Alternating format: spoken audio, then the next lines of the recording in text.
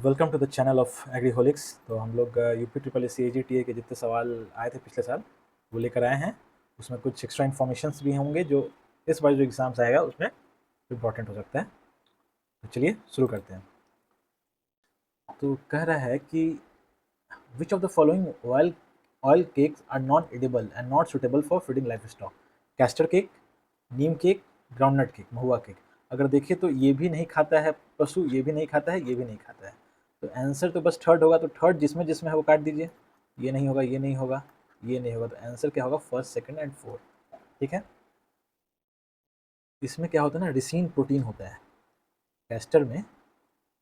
Castor में रिसीन होता है, रिसीन, जो कि पॉइजन के तौर पे काम करता है। महुआ में सैपोनीन होता है।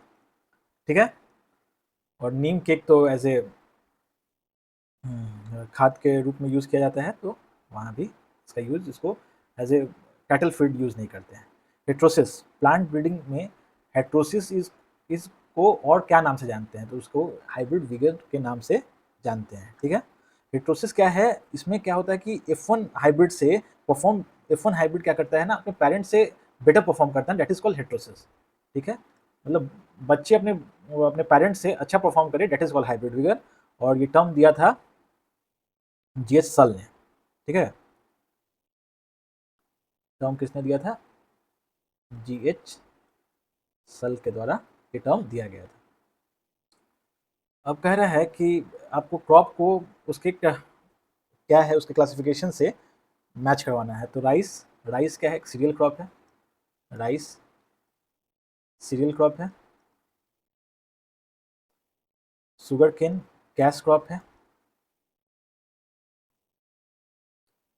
कैश क्रॉप है। ग्राउंडनट ऑयलसीड है। ग्राउंडनट ऑयलसीड है। और जूट क्या है? तो फाइबर क्रॉप है। ठीक है। तो यहाँ से मिला लीजिए, यही आंसर होगा। गंधी बग, गंधी बग को किस क्रॉप से रिकॉग्नाइज किया जाता है? ये गंधी बग किसका रिकॉग्नाइज पेस्ट है? तो ये राइस का है। राइस का है। इसको क्या कहते हैं? इसका साइंटिफिक नेम होता है लेप्टोकॉर्सिया एक्यूटा। लेप्टोकॉर्सिया कॉरिशा, लेप्टोकॉरिसा, लेप्टोकॉरिसा एक्यूटा। ठीक है। हेमिप्टेरा इसका ऑर्डर हो गया, टेरा ऑर्डर इसका हेमिप्टेरा होगा। ठीक है। फैमिली देखेंगे तो एल डी ए। ठीक है। और इसमें मिल्किंग स्टेज में ये अफेक्ट करता है। What is the underlying principle of zero energy cold storage for preserving perishables? Perishable को प्रिजर्व करने के लिए जीरो एनर्जी कोल्ड स्टोरेज पे कौन सा प्रिंसिपल इसमें काम करता है? तो डेट इज एवापोरेटिव कूलिंग। ये zero energy cold storage ICR के द्वारा डेवलप किया गया है। और who is known as the father of genetics? तो देखो, कार्लस लीनियस है ना, ये फादर ऑफ टैक्सोनॉमी है।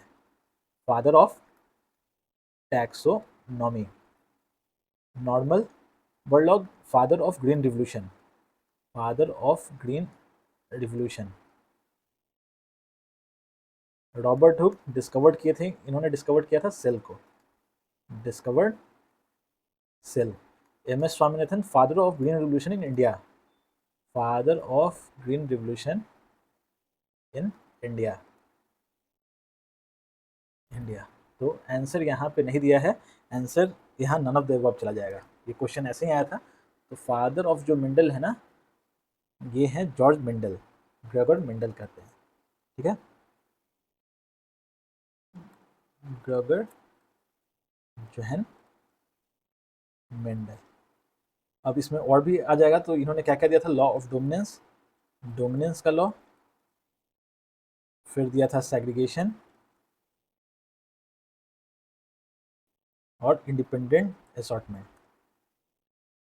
Independent assortment. ठीक है। Which pest is effectively controlled using bacillus thuringiensis? Bacillus thuringiensis से कौन सा पेस्ट इफेक्टिवली कंट्रोल होता है? तो यहाँ पे जो आंसर जाएगा वो कैटरपिलर जाएगा। ये कॉटन में लगता है। और कॉटन का जो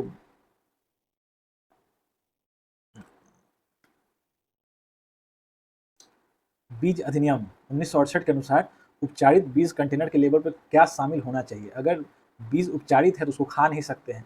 ये do not use for food, feed और ऑयल पर्पस होना चाहिए। अब क्या है ना कि ये सीड रूल 1968 आया था सीड एक्ट 1966 को लागू करने के लिए, सीड एक्ट 1966 को लागू करने के लिए। अब आ गया है सीड एक्ट, नया सवाल पूछेगा तो सीड एक्ट 2026 आ गया है। इसमें क्या किया गया है? क्यूआर कोड की का प्रावधान किया गया है सीड्स के लिए। और ये क्या किया गया है? इसमें 30 लाख का जुर्माना है या 3 साल का जेल, 3 ईयर इम्प्रिजनमेंट, इम्प्रिजनमेंट अगर फर्जी फेक सीड बेचते हैं तो। ठीक है। Which authority is the national designated authority for the OECD seed scheme? OECD seed scheme में इंडिया कब शामिल हुआ था? 2008 में शामिल हुआ था। कब हुआ था? 2008 में। ठीक है। Which authority responsible? The Joint Secretary Seed Department of Agriculture and Cooperation, इसमें रिस्पॉन्सिबल होंगे। ये क्या है? इसका फुल फॉर्म है organisation for economic cooperation and development. ठीक है, organisation for economic cooperation and development इसका फुल फॉर्म है। और 2008 में शामिल हुआ था। 8 इसके स्कीम है। ये जो सीड स्कीम है उसके 8 सब स्कीम है, 8 सब स्कीम है। OECD का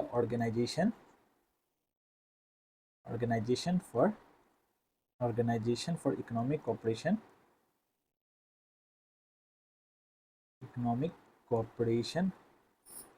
and development.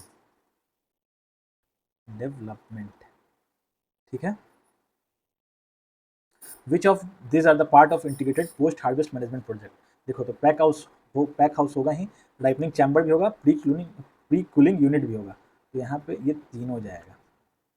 Which genetic disease can spread to human through contaminated milk? Genetic disease वो डिजीज होता है जो एनिमल से ह्यूमन को फैले, एनिमल से ह्यूमन को, वो that is called zoonotic disease.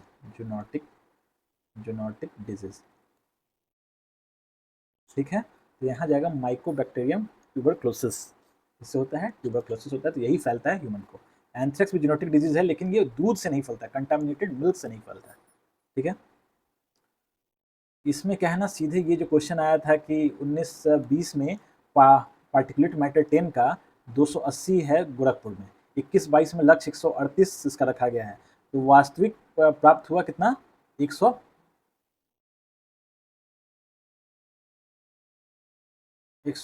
वास्तविक 142 इकाई कमी क्या थी? Actual achieved 142। तो कमी क्या था? तो एक्चुअली अचीव्ड आपने कितना किया? तो 280 में से आप 142 घटा लीजिए, 10 2 में से 8 और 7 7 4 में से 3, 138। और यूनिट रिडक्शन कितना हुआ? तो 138। सिंपल सा सवाल था। What is the balanced ration formulation software developed by National Dairy Development Bank? तो ये है पशु पोषण। क्या है? पशु पोषण है, पशु पोषण। और ये है आंसर इसका। Which disease affecting cloven hoof? Cloven hoof मतलब, क्लोवन हूफ एनिमल ऐसे एनिमल होते हैं ना जिसका जैसे 2 खुर होता है। ये हुआ ना, ये पैर हुआ, तो ऐसे जो रहते हैं ना, that is called cloven hoof. Cloven hoof किसका किसका होता है? तो काऊ का होता है, बुफेलो का होता है, और किसका होगा? आपको गोट का होगा, फिर सीप का होगा, पिग का भी होता है क्लोवन हुफ, डियर का भी होता है क्लोवन हुफ। ये सब क्लोवन हुफ्ड एनिमल है। तो which disease affecting cloven hoofed animal is prioritised for biennial vaccination? तो ये है FMD, food and mouth disease. ठीक है। Which kharif crop receive the largest absolute MSP increase by cabinet committee 29? तो देखो MSP जो रिलीज करता है ना, या जो अनाउंस करता है वो है CCEA। CCEA इसका फुल फॉर्म अगर पूछ लेता है तो ये रहेगा cabinet committee on economic affair. ठीक है। रिकमेंड कौन करता है? रिकमेंडेड बाय तो CACP, commission on agriculture cost and price. Okay. तो इस बार का आंसर देखो ये जाएगा नाइजर सीड का 820 रुपया प्रति क्विंटल। लेकिन अगर इस साल का पूछेगा 2026 का पूछेगा तो आंसर जाएगा सनफ्लावर सीड। सनफ्लावर ये सीड इसका कितना गया है 622 रुपया, सबसे ज़्यादा बढ़ा है 622 रुपये पर quintal.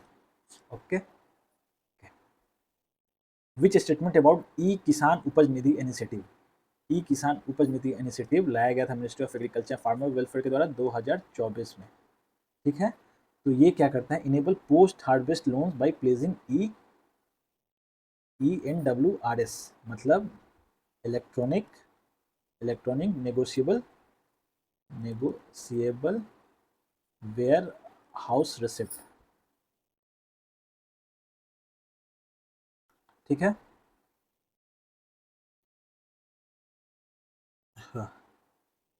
Which institutional reform scheme promotes decentralised agriculture planning at district level.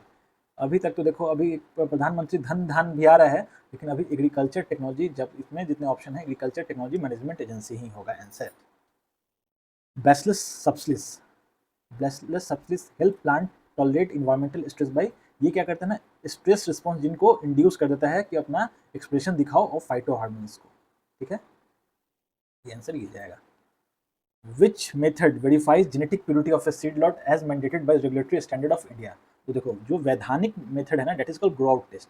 इसमें क्या है ना, 1000 सीड्स को लगाते हैं, अगर 5 सीड्स भी वो मॉर्फोलॉजी शो नहीं किए तो कहेंगे कि 0.5% वो इसकी जो जेनेटिक प्योरिटी है सीड्स की वो 99.5% है। ठीक है। इसका मतलब यही होता है। और तो ये भी नहीं यूज़ करते हैं, ये तो जर्मिनेशन टेस्ट के लिए यूज़ करते हैं। ये फिजिकल प्योरिटी बताता है, इसको भी यूज़ करते हैं लेकिन it is not the mandated regulatory standard, mandated नहीं है। ठीक है।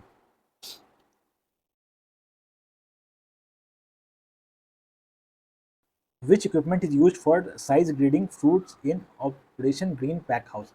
ये इंक्लाइंड ग्रेडर होता है, इस पर आप ऐसे ऐसे ये घूमते रहेगा, इस पर कुछ ऐसे ऐसे स्पेस रहेंगे, आप रखते जाइए ऐसे जाएगा, और यहाँ पे ग्रेड 1 ग्रेड 2 और 3 का ऐसे बना रहेगा। और ये अपने आप जैसे एक साइज़ के होंगे ना, एक साइज़ के आलू रहेंगे इसमें चले जाएंगे, एक मतलब अलग अलग शेप के इसमें चले जाएंगे, फिर इसमें चले जाएंगे। That is inclined belt glider होगा।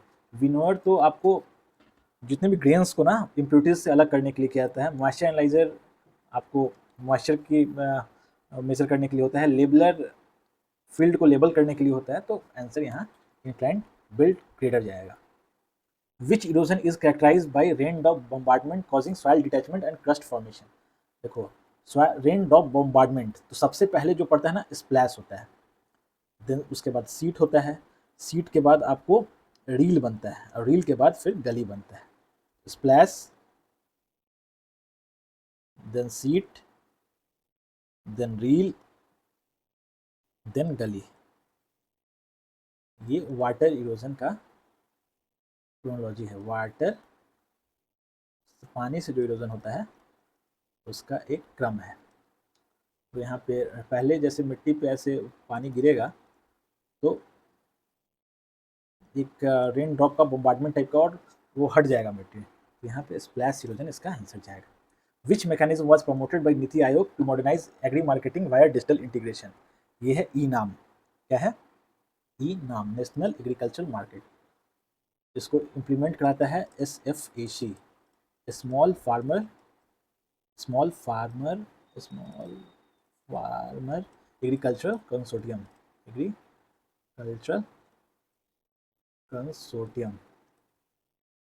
ठीक है।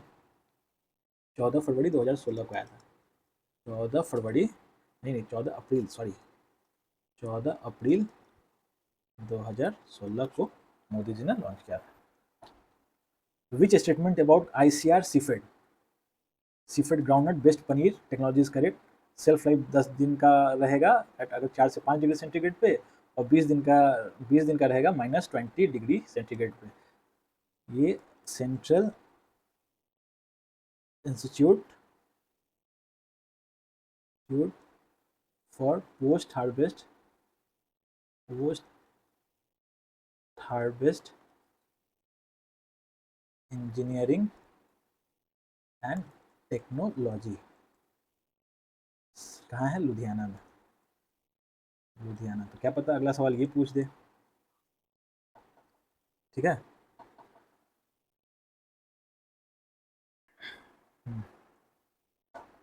Which bio fertiliser fixes nitrogen symbiotically with leguminous plant? With leguminous plant ना, तो ये तो करेगा राइजोबियम है, क्योंकि देखो माइक्रोरजिया क्या करता है ना, फास्फोरस को सिम्बायोटिकली वो करता है, फास्फोरस पी, ये ही नाइट्रोजन करता है। एजोला राइस के केस में करता है, राइस के केस में करता है। फॉस्फोबैक्टीरिया ये फॉस्फोरस सोल्युबलाइजिंग बैक्टीरिया है, phosphorus solubilising bacteria. Okay okay. Regarding rebranding and year declaration of millet which statement is correct?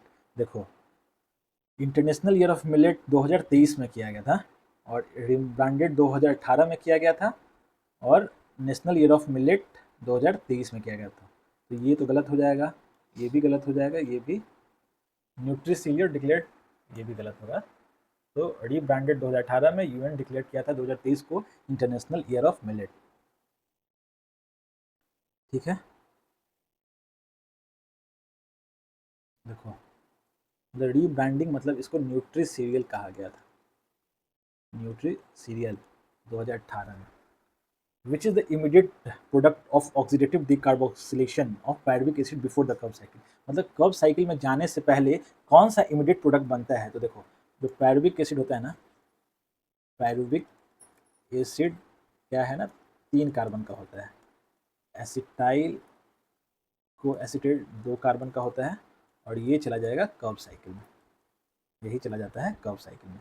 तो ऑक्सीडेटिव डीकार्बोक्सिलेशन बोलेंगे ना, तो पायरुवेट से ये बनेगा एसिटाइल को एसिटेट और CO2 और NaDH। ठीक है। It is 2 carbon, it is 3 carbon. Okay. Which nutrient promote root development and early growth? देखो ये रट लो,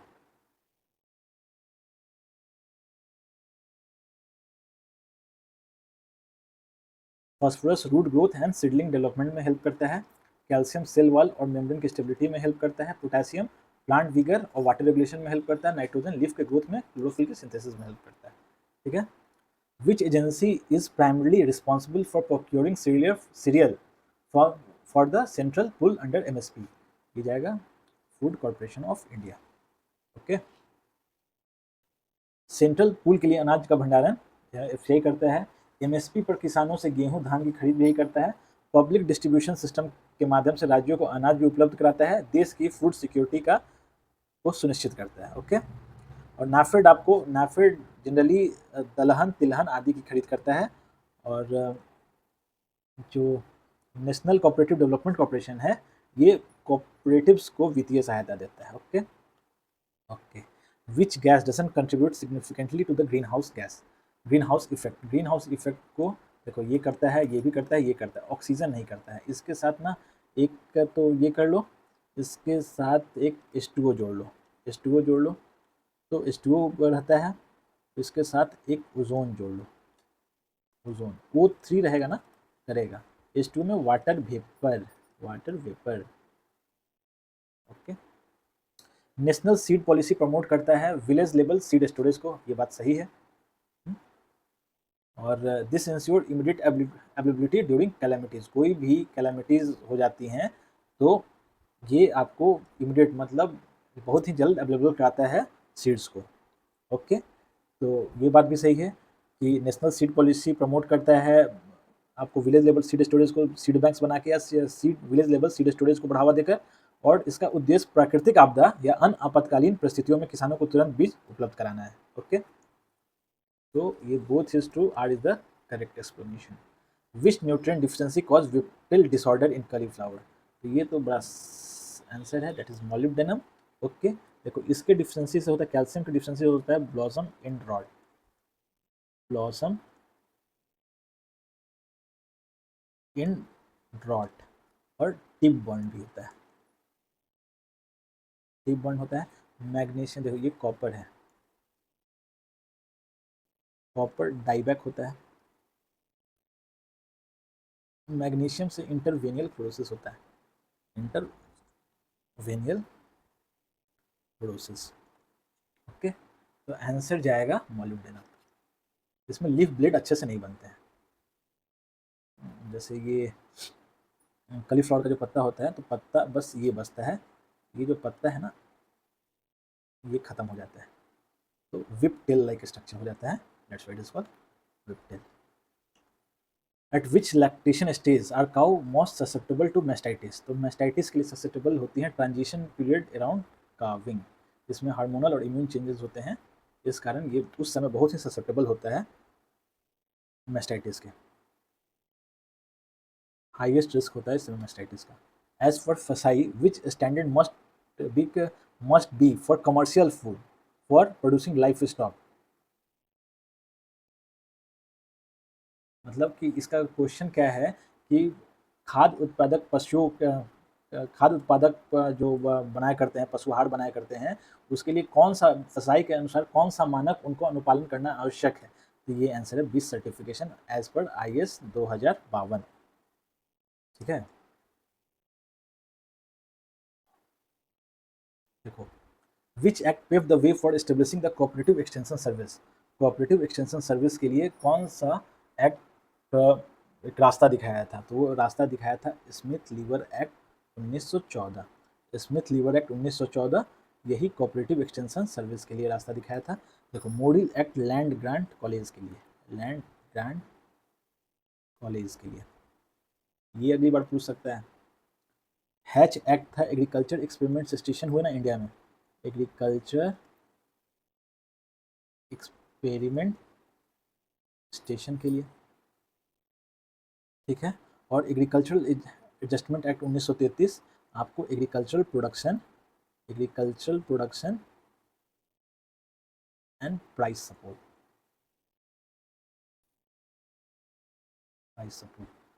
ठीक है। Which of the following correctly defines relay cropping, relay cropping का मतलब क्या होता है, seeding a second crop into standing first crop before harvest, मतलब पहले क्रॉप को अभी हार्वेस्ट नहीं किए हैं तो हम दूसरा क्रॉप लगा दें, that is called relay cropping. ये क्रॉप 1 हो गया, अभी इसका फिर यहाँ तक है, तब तक हम क्रॉप 2 चालू कर दिए, that is called relay cropping. growing one crop after complete harvest of another, that is called sequential cropping, sequential cropping।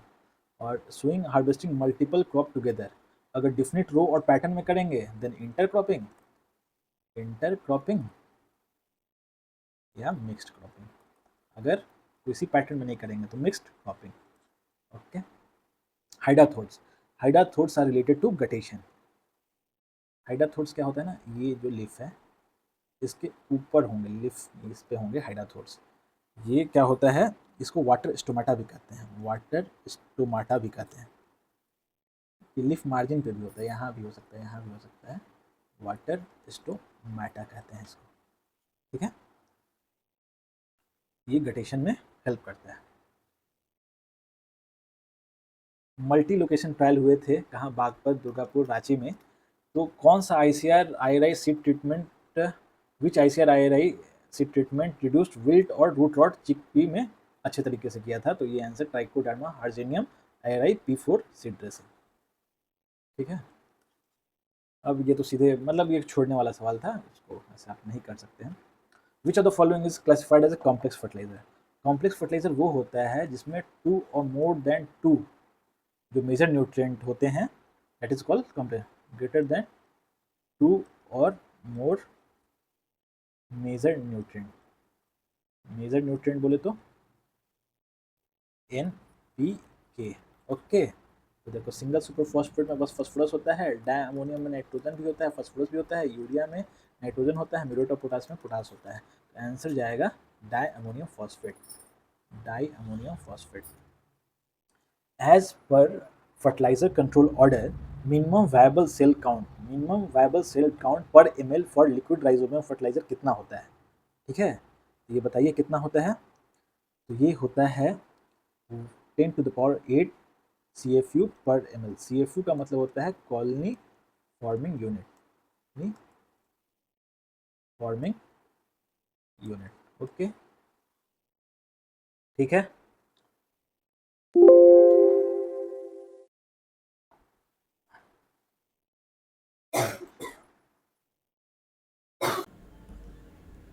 और कह रहा है which central ministry is responsible for implementing the watershed development component under the Pradhanmantri Krishi सिंचाई योजना। प्रधानमंत्री कृषि सिंचाई योजना के अंडर में कौन सा मिनिस्ट्री है जो वाटर सेट डेवलपमेंट कंपोनेंट को इम्प्लीमेंट करता है? तो मिनिस्ट्री ऑफ जल शक्ति, मिनिस्ट्री ऑफ पंचायती राज, फिर environment forest and climate change वाली मिनिस्ट्री, या ministry of agriculture and farmer welfare. तो इन सब में से कोई मिनिस्ट्री वाटर सेट कंपोनेंट को इम्प्लीमेंट नहीं करता है, वो करता है ministry of rural development, MORD ministry of rural development. Okay, manage के अनुसार निम्न में से कौन सा भारत में कृषि विस्तार शिक्षा का मान्यता प्राप्त सिद्धांत नहीं है? देखो, तो principle of interest and need है, principle of learning by doing, करके सीखना है, प्रिंसिपल ऑफ पार्टिसिपेशन है, प्रिंसिपल ऑफ सेंट्रलाइज प्लानिंग नहीं है। ये प्रिंसिपल ऑफ डिसेंट्रलाइज प्लानिंग हो सकता है, तो प्रिंसिपल ऑफ सेंट्रलाइज प्लानिंग नहीं होगा आंसर, ये होगा not a constituted recognized principle of agriculture extension education. Which buffalo breed is referred as black gold due to high milk yield adaptability? भैंस की कौन सी नस्ल उच्च दुग्ध उपज एवं अनुकूलनशीलता हेतु ब्लैक गोल्ड कहा जाता है? तो ब्लैक गोल्ड किसे कहा जाता है? वो कहा जाता है मुर्रा को, ठीक है, मुर्रा को ब्लैक गोल्ड कहते हैं। क्यों कहते हैं मुर्रा को ब्लैक गोल्ड? क्योंकि ये हाई 8 से 16 लीटर पर डे देता है, फैट परसेंटेज 7 to 8% फैट होता है, एक्सीलेंट इसकी एडेप्टेबिलिटी होती है, excellent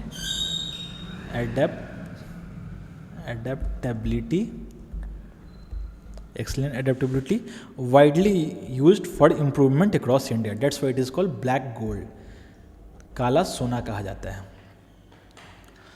Under DILRMP scheme, on what basis is the unique land parcel ID number generated? जो digital India land record modernisation programme है, डिजिटल इंडिया इसका फुल फॉर्म है, क्या पता इस बार के UPSSC में यही पूछ दे, digital India land record modernisation programme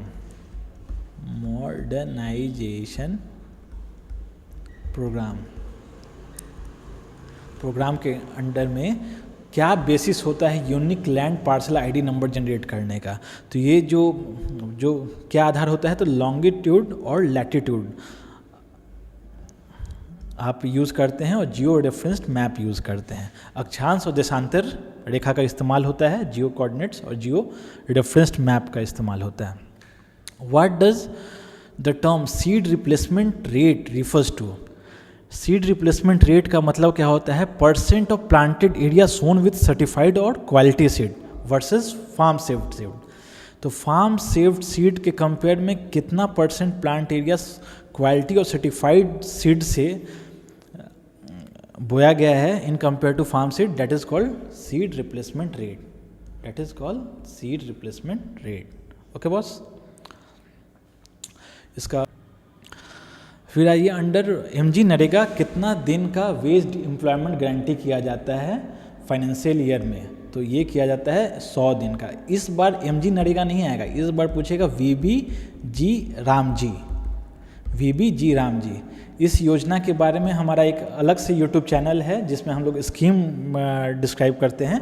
उसमें 125 डेज़ का आपको वैधानिक गारंटी, मतलब कॉन्स्टिट्यूशनल आपको एक राइट दे दिया गया है, स्टैट्यूटरी राइट, वैधानिक अधिकार दे दिया गया है कि आपको कम से कम 125 दिन का मिलेगा। तो आप लोग वो वीडियो देखिए, वीबी जी राम जी। इस साल जरूर आएगा वीबी जी राम जी। अगर ऐसा सवाल आ रहा है तो वो सवाल बनता है, under the cluster approach for water set project what is the typical Jio hydrological unit size.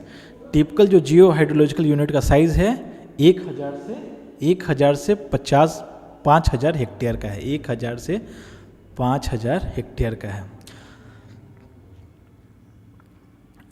जियो 1000 से 5000, ठीक है। कह रहा what does the acronym ARYA stand for. ये जनरली नाबार्ड में भी ऐसे सवाल आते हैं। ARYA stand for attracting and retaining youth in agriculture. Attracting and retaining youth in agriculture, ये इसका आंसर चला जाएगा। Okay boss. Which approach integrate रिस्ट to valley afforestation and in situ water conservation. In situ water conservation and रिस्ट to valley afforestation conservation कौन से approach को follow करता है? तो अप्रोच को फॉलो करता है वाटर सेड अप्रोच को, वाटर सेड अप्रोच को, ठीक है। विच scheme focuses on affordable crop insurance against calamities, paste and disease. कौन सा स्कीम ज़्यादा अफोर्डेबल है, focus on affordable crop insurance against calamities, paste और डिजीज के अगेंस्ट? तो वो है प्रधानमंत्री फसल बीमा योजना। प्रधानमंत्री फसल बीमा योजना 2016 में लॉन्च किया गया था। 2016 में लॉन्च किया गया था। Okay. Leptospirosis is transmitted through contact with. Leptospirosis कैसे ट्रांसमिट होता है? तो वो ट्रांसमिट होता है यूरिन के थ्रू। ये क्या है? एक बैक्टीरियल जेनेटिक डिजीज़ है। बैक्टीरियल जेनेटिक डिजीज़ है। बैक्टीरियल जेनेटिक डिजीज़ है। ओके बॉस, ठीक है। जो कि लेप्टोस्पाइरा स्पीसीज से होता है। लेप्टोस्पाइरा स्पीसीज से होता है। ये यूरिन ऑफ इन्फेक्टेड एनिमल से, यूरिन ऑफ इन्फेक्टेड एनिमल, ठीक है।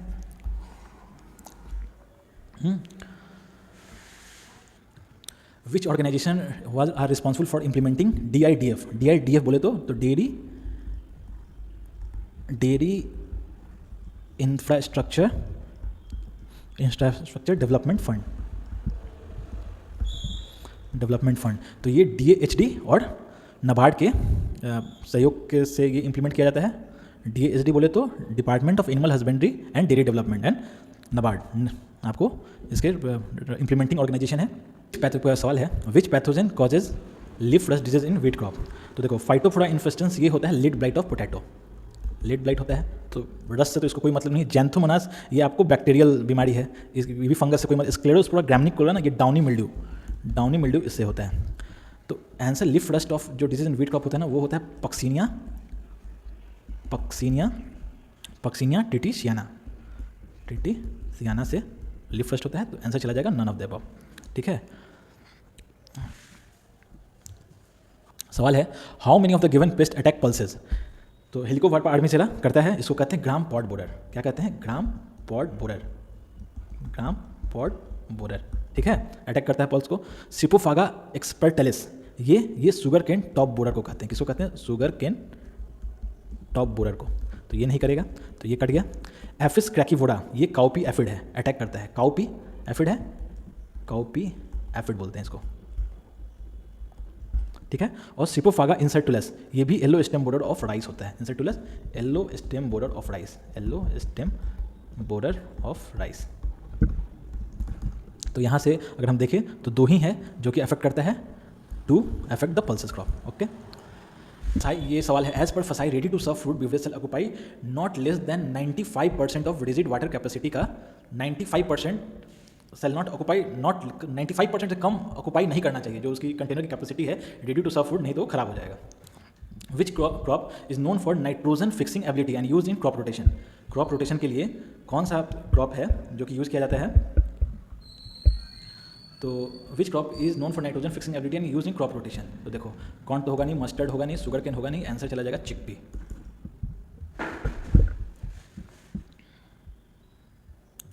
विच crop is classified as a minor millet. Minor millet कौन सा होता है? पर्ल मिलेट, ये मेजर मिलेट होता है बाजरा।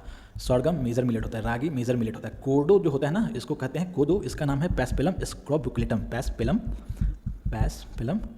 स्क्रोबुकुलेटम इसका बोटेनिकल नेम है, और ये माइनर मिलेट होता है, ठीक है। Which method use to make seed larger and uniform for mechanised sowing. तो which method use to make seed larger and uniform for mechanised sowing, that is called seed pelleting. Seed pelleting. Institute of plant health management के according maximum storage rice के लिए जो होता है ना वो है 14%, ठीक है, और वीट के लिए क्या है 12%। ये national institute of plant health management का हेडक्वार्टर कहाँ है? ये है हैदराबाद में। विच denotes the correct botanical name of black gram. देखो ब्लैक ग्राम जो होता है ना वो होता है ना विग्ना मूंगो। जो मूंग होता है ना that is called Vigna radiata. Phaseolus vulgaris जो होता है ना वो होता है क्या? फ्रेंच बिन।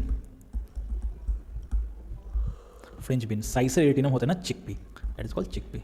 तो बोटेनिकल नेम भी आप लोग सब लोग रट लीजिएगा। Which pollutant is not included in the CPCB NAMP list of criteria air pollutant. तो कौन सा इसमें जो CPCB के according national air monitoring programme, ये क्या है? National air monitoring programme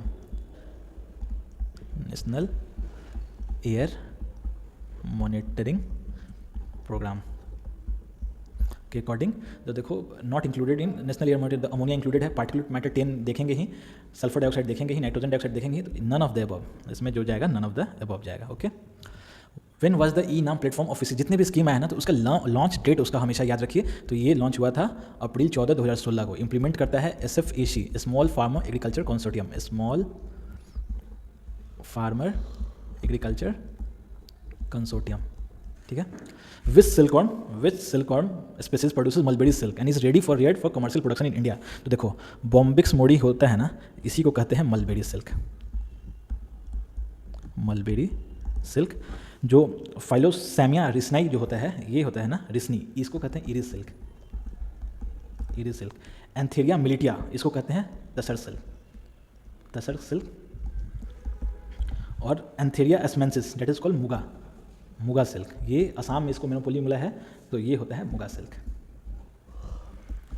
silk. तो ये चीज़ रट लीजिए लोग आप लोग। Which initiative has the UP government launched to link farming with the global carbon credit market. Global carbon credit market को कनेक्ट करने के लिए कौन सा यूपी गवर्नमेंट का स्कीम लॉन्च किया गया है? तो agro forestry carbon finance project, ठीक है। बस according to Indian certification system which statement correctly describe foundation seed. तो कौन सा सिस्टम फाउंडेशन सीड को करेक्टली डिफाइन करता है? तो वो करता है, देखो फाउंडेशन सीड किससे निकलता है? तो बनता है ब्रीडर सीड से। मस्ट मीट द क्या? IMSCS standard. क्या होता है भोसड़ी के? IMCS स्टैंडर्ड बोले तो according to Indian certification system which statement correctly describe foundation seed produced from breeder seed and must meet IMCS standard. IMCS बोले तो Indian minimum seed certification, Indian minimum seed certification standard. Indian minimum seed certification produced from breeder seed and must meet Indian minimum seed certification standard. Which soil sampling pattern is officially recommended for representative field analysis? Representative field analysis कौन soil sampling के लिए कौन सा method सबसे अच्छा है? तो that is called zigzag sampling pattern सबसे सही है, ठीक है। इसको WSET भी कहते हैं और zigzag भी कहते हैं। तो ये थे UPSSC AGTA के 2025 के एग्जाम में जितने आए हुए सवाल एग्रीकल्चर के, और इसी के अगल बगल से सवाल पूछे जाएंगे। तो हमने कुछ एक्सप्लेन भी किया है। आप लोग अच्छा लगे तो चैनल को लाइक करिए, सब्सक्राइब करिए, शेयर करिए। तब तक के लिए धन्यवाद। जय हिंद, जय भारत।